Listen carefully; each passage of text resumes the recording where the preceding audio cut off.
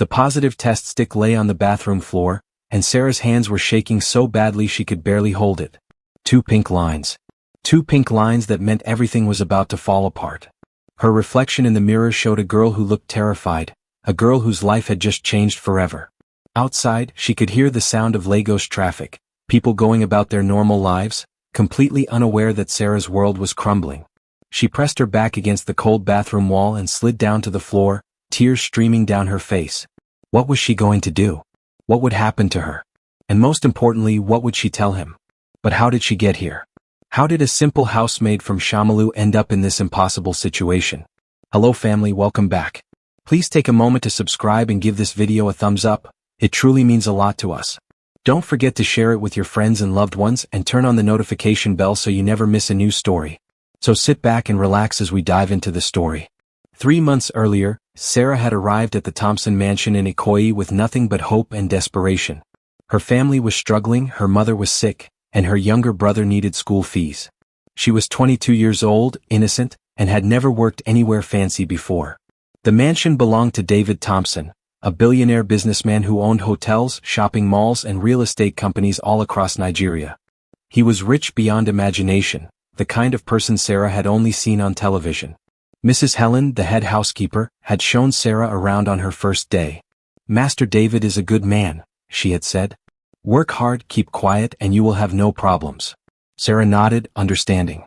She would be invisible, she would do her job, and she would send money home to her family every month. But everything changed on her second morning at the mansion. Sarah was preparing breakfast in the enormous kitchen when she heard footsteps coming down the stairs. She quickly arranged the tray with toast, eggs, fresh juice, and tea. The morning sun was streaming through the windows, making the marble floors shine. She carried the tray carefully up to the master bedroom and knocked softly on the door. "Come in," a deep voice called. Sarah pushed the door open and froze. David was just stepping out of the shower, water still dripping from his dark hair, a white towel wrapped around his waist. He was tall, with broad shoulders and kind brown eyes. He looked surprised to see her, but then their eyes met and something electric passed between them. Sarah felt her breath catch in her throat. In that moment, the world seemed to stop. David stared at her and she saw his expression change. He saw her, really saw her, not as a maid but as a person. As a woman. Sarah quickly looked down embarrassed, and set the tray on the table with trembling hands. She tried to leave the room but David's voice stopped her. "What is your name?" he asked softly. "Sarah," she whispered. "I am sorry, sir. I did not mean to." "Do not apologize," he said. "Please tell me your name again." That moment, that simple question began everything. It was the moment that would lead to secret conversations, stolen glances, hidden meetings, and feelings neither of them could control. It was the moment that set them both on a path toward love, danger, and a secret that would soon threaten to destroy them both. David could not stop thinking about Sarah. Every moment of every day, his mind returned to that morning, her shy smile, her nervous hands, the way she looked at him with those innocent eyes. He was a billionaire who had everything, money, power, success, yet he felt like a foolish boy experiencing his first crush. He had never felt this way before and it terrified him because he knew it was wrong. She was his employee. She was young. She was vulnerable. But his heart did not care about logic or reason. The next day, David found an excuse to be home early from his office. He told his secretary he had a meeting but really he just wanted to see Sarah. When he arrived at the mansion, he could hear her singing softly as she cleaned the living room. He stopped and listened to her voice. It was beautiful, pure, and filled with a happiness that made his chest ache. He realized she had no idea what kind of effect she had on him. That evening, David called Sarah into his study. His heart was pounding as she entered, looking nervous. "Sarah," he began, "I wanted to thank you for your excellent work. You have been here only a few days, but already I can see that you take great care with everything you do. That is a rare quality." Sarah looked down, blushing. "Thank you, sir. I am trying my best to do good work." "You are doing more than good work," David said. "You are doing excellent work. And please, when we are alone, you can call me David." "Not sir." Sarah's eyes widened. This was highly inappropriate. Mrs. Helen had warned her to keep a professional distance from the master of the house. But there was something in David's voice that was kind, genuine, not demanding or rude like some wealthy men were. She found herself saying, "Okay, David."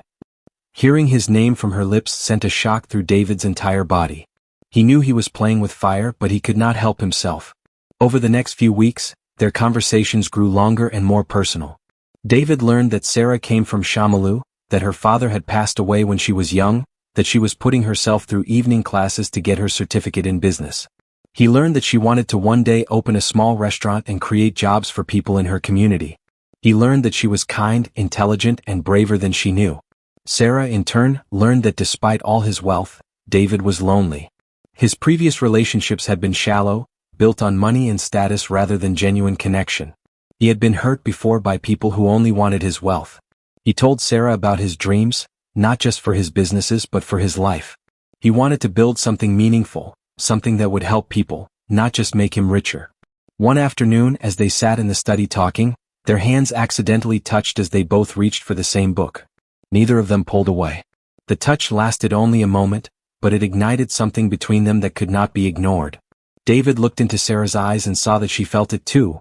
The same pull, the same confusion, the same dangerous attraction. That evening everything changed. David kissed Sarah and she kissed him back.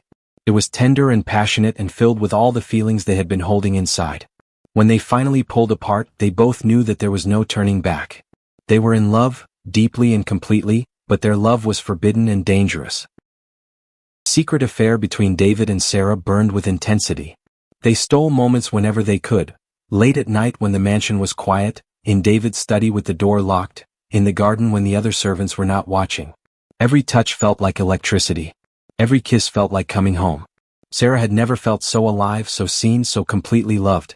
David had never felt so real, so human, so far removed from the cold world of business and wealth that had defined his life for so long.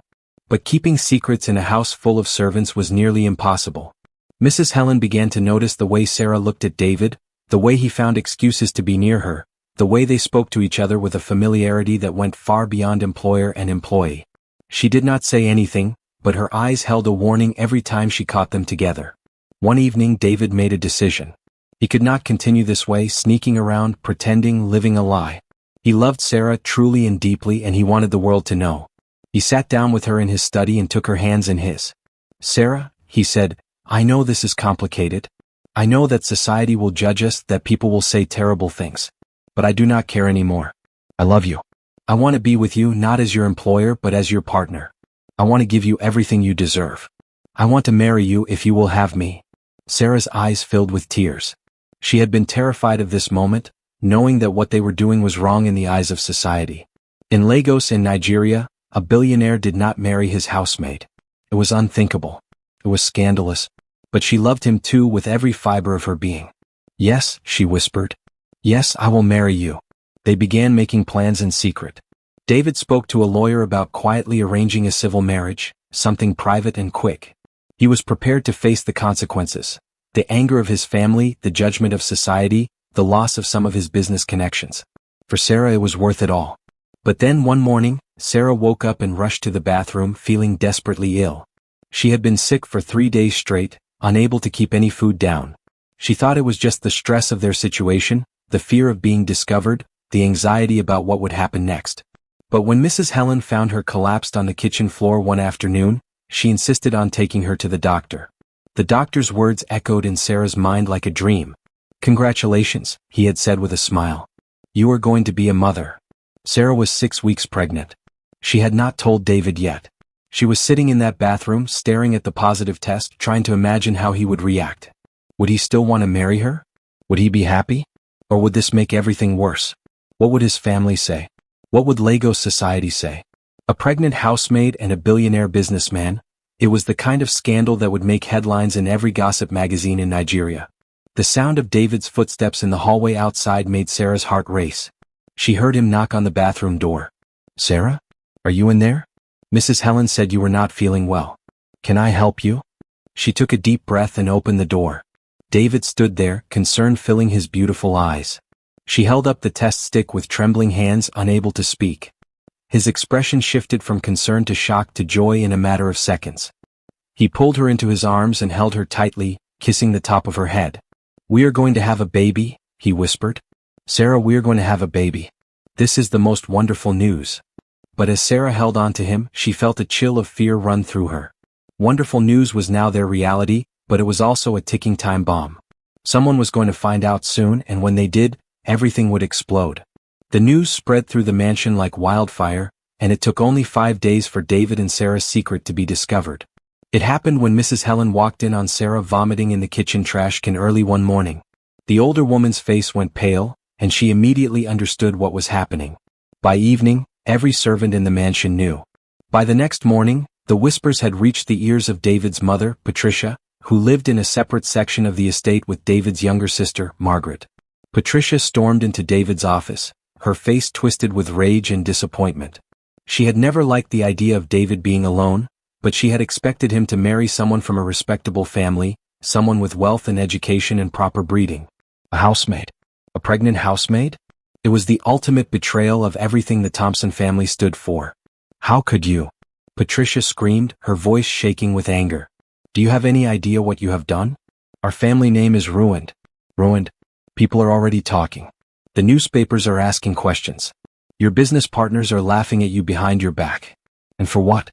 For a girl who was supposed to clean your house. David stood firm, refusing to be moved by his mother's fury. I love her, mother. And she is carrying my child. That is all that matters. Love. Patricia laughed bitterly. You are a fool, David. She seduced you. She trapped you with this baby. Girls like that, they know how to manipulate men like you. They see money and they see an escape from their poverty. She does not love you. She loves what you can give her. That is not true, David said, his voice cold and steady. You do not know Sarah. You do not know her heart or her character. I will not listen to you speak about her this way.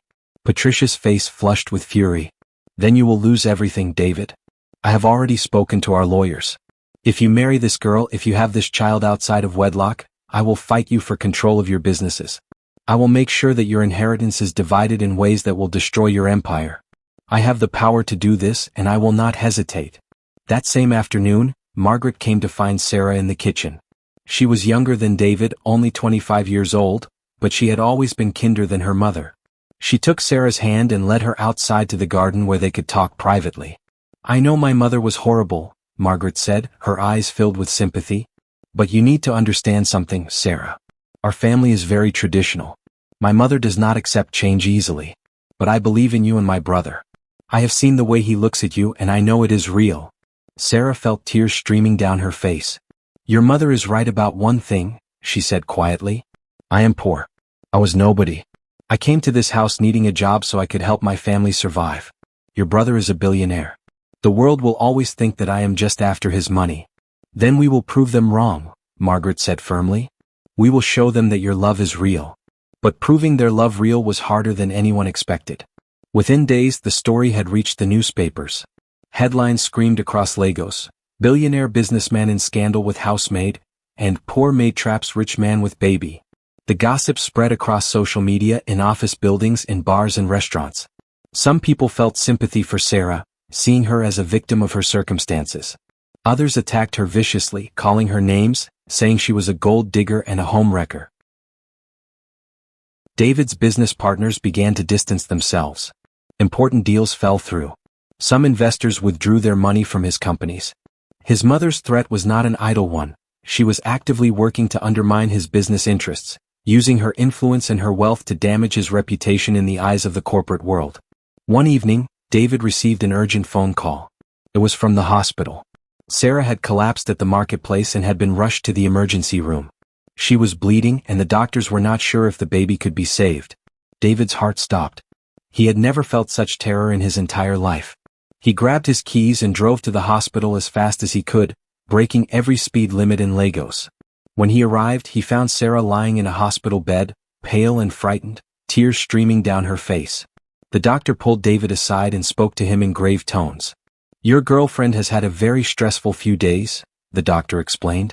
The emotional trauma, combined with the physical exertion of being out in the heat, has put the pregnancy at risk. We have managed to stop the bleeding for now, but she needs complete rest. No stress, no excitement, nothing that might trigger another episode. If she becomes stressed again, we may lose the baby.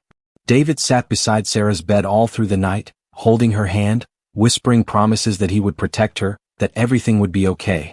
But in his mind he was terrified. He knew that his mother's attacks were far from over. He knew that society's judgment was only going to get worse. And he knew that Sarah's fragile pregnancy could not survive much more trauma.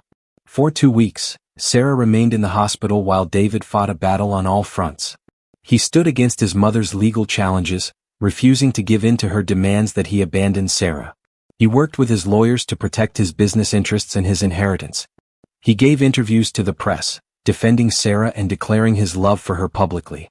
He used his wealth and influence to fight back against the lies and rumors that were spreading. "I do not care what anyone thinks," he told reporters. "Sarah is an extraordinary woman. She is kind, intelligent, and brave. I love her and I am going to marry her. Together we will build a life that means something. A life filled with purpose and genuine happiness, not just money and status." His words moved some people. Stories began to emerge of Sarah's kindness. How she had helped Mrs. Helen's daughter get into a good school by tutoring her in the evenings, how she had organized the servants to raise money for a sick child in their community, how she had spent her own small salary helping her family survive. Slowly, public opinion began to shift. Some people still judged them, but others began to see Sarah not as a gold digger, but as a genuine person who had fallen in love. Margaret became Sarah's champion, visiting her in the hospital every day, bringing flowers and magazines and stories to make her laugh. She began planning the wedding that David and Sarah wanted, choosing a small, intimate venue for a private ceremony. She told David that she did not care what their mother thought, she was going to stand by her brother and the woman he loved.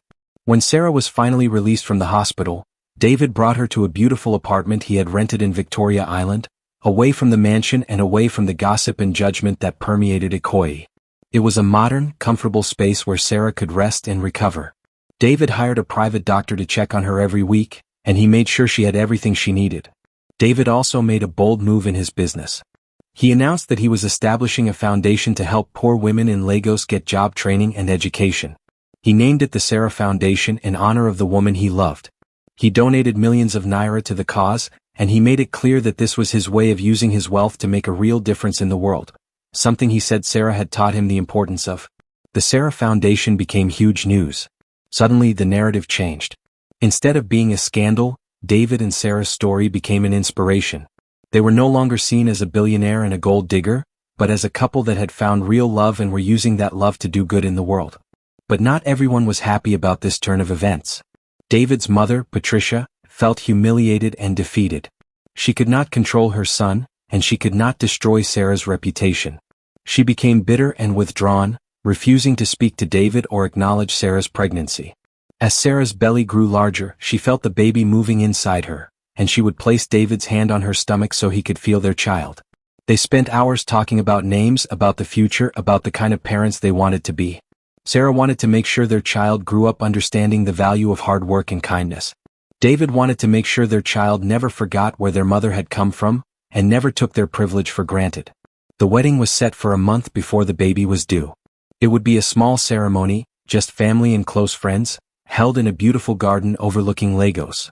Sarah had started working with a designer on her dress, and Margaret had taken charge of all the details. Everything was falling into place. But then one evening Margaret called David with news that made his blood run cold. "It is mother," Margaret said, her voice shaking. "She has done something terrible. She has sold her shares in your company to a rival businessman, someone who has been trying to take over your companies for years. She did it specifically to hurt you, to give your enemy the power to vote against your interests at the next board meeting. David, she is trying to destroy you." David sat in the emergency board meeting, staring across the table at Victor Anderson, the businessman who had bought Patricia's shares. Victor was smiling, enjoying the power he now held. With Patricia's shares added to his own, Victor now had enough voting power to push through major changes in David's company, changes that would benefit Victor and hurt David financially. "I am going to propose that we redirect funds from the Sarah Foundation," Victor announced loudly. "That money should be going back into the business, not into charity. This foundation is nothing but a publicity stunt to cover up your scandal. I vote to shut it down." David felt his heart sink. The Sarah Foundation was helping hundreds of women. Closing it would devastate so many people who were counting on the support and education it provided. But more importantly, he knew that Sarah would be heartbroken. She had poured her heart into the foundation, personally meeting with women who came seeking help. David stood up. "I will not allow it. I will buy back my mother's shares, even if it costs me everything I have." Victor laughed. "You cannot afford it, David. And even if you could, the sale has already been finalized. Your mother no longer owns those shares. I do. And I have every legal right to vote with them. That evening, David sat with Sarah in their apartment, telling her what had happened. To his surprise, Sarah did not seem upset about the foundation. Instead, she took his hand and looked him in the eyes. We will find another way, she said calmly. David, I did not fall in love with your money or your business empire. I fell in love with you, the real you, the man who cares about people, who wants to make a difference. If we lose everything tomorrow, it does not matter to me. We will still have each other. We will still have our baby. We will still have love. Hearing those words from Sarah gave David clarity. He realized that his mother was right about one thing. He had been so focused on his business empire that he had forgotten what truly mattered. He had been defined by his wealth for so long that he had almost lost sight of his humanity. The next morning, David made a decision. He called a press conference and announced that he was stepping down from his position as CEO of his companies. He would remain as a board member and advisor, but he was passing the day-to-day operations to a team of talented managers. He explained that he wanted to focus on the Sarah Foundation full-time, working to help women in Lagos access education and opportunity. I have spent my life building an empire, David told the reporters. But I have learned from the most important person in my life that the real measure of success is not how much money you have, but how many lives you have changed for the better. That is what matters to me now. The business world was shocked. His stock price actually went up because investors were impressed by his honesty and his commitment to changing his life for the better. Victor Anderson was left holding shares in a company that was thriving, but he had lost his opportunity to destroy David because David had chosen to step away from the very thing Victor wanted to control. 2 weeks later, on a beautiful Saturday morning in a garden overlooking Lagos, Sarah and David were married. Sarah wore a simple but elegant white dress, and David wore a tailored suit. Margaret stood as Sarah's maid of honor, and David's best friend served as his best man. The guest list was small, just family and close friends, but the love in that garden was so powerful that everyone present felt it. As they exchanged vows, Sarah looked into David's eyes and saw the man she loved, not the billionaire, but the human being who had seen her, really seen her, and had chosen to love her completely. And David looked at Sarah and saw the woman who had transformed his life, who had taught him what truly mattered, who had shown him that real wealth was measured in love and purpose. 3 months later, their son was born. They named him Michael. He had his mother's kind eyes and his father's determined chin. When David held his son for the first time, tears streamed down his face as he understood the true meaning of blessing. Sarah and David built a life together that was meaningful and filled with purpose. The Sarah Foundation grew and helped thousands of women. David and Sarah worked side by side, using their resources and their love to make Lagos a better place. They had more children, 2 daughters, and they raised their children to understand that true success came from kindness, hard work, and genuine connection with others. Years later, people would tell the story of the billionaire and the housemaid, not as a scandal but as a love story that changed the world. They would talk about how David had learned that wealth without purpose was empty, and how Sarah had taught him that real love could bridge any gap, overcome any obstacle, and transform even the hardest heart. And in the end, they lived not just happily but meaningfully, knowing that their love had made a real difference in the lives of countless people, and that was worth more than all the money in the world. Thanks for watching. Please like, share, and subscribe. It really helps us keep bringing you more stories. Turn on the bell so you don't miss what's coming next.